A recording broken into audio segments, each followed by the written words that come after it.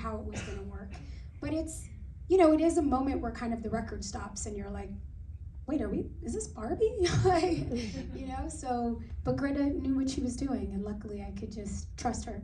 Yeah, it was, no offense to people who love pink, but it made the pink forgivable because, in the lead up to it, it was gonna be like, I know personally, I thought it was just gonna be like plastic Barbie, and especially, no offense to Margot Robbie, but I had an idea of what it was gonna be. I thought I had an idea, but when your scene came, I was like, oh, this is real.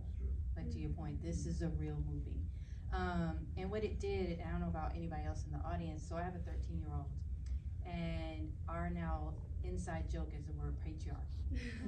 And we use it to explain her father's bad behavior when he doesn't want to wash dishes. Because she was like, he's not been doing anything. I was like, remember, Ken, patriarchy? And she's like, okay. And then also, I had to explain to her what a gynecologist was. She's 13. She's 13. She should know what a gynecologist is. But I'm curious because for me and my family, it sparked some very real conversations.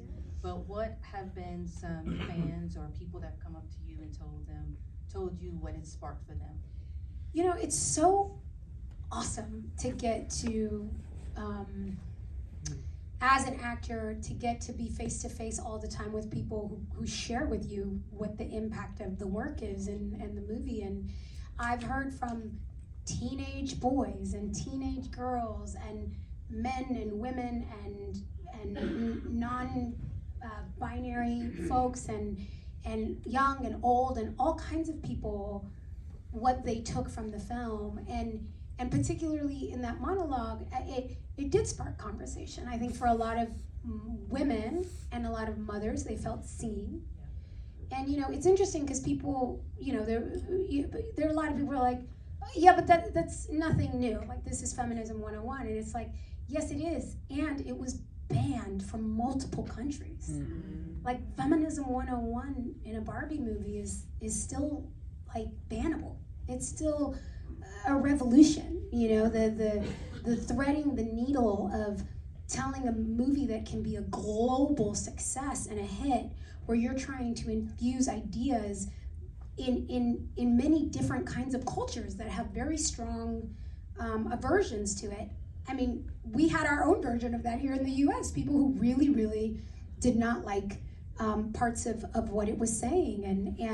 And so it did spark conversation. I love that I've seen so many like groups of teenage boys dressed in pink watching this movie like 5 times, which I think is awesome. I think they feel really seen by Ken. I don't know, like, great.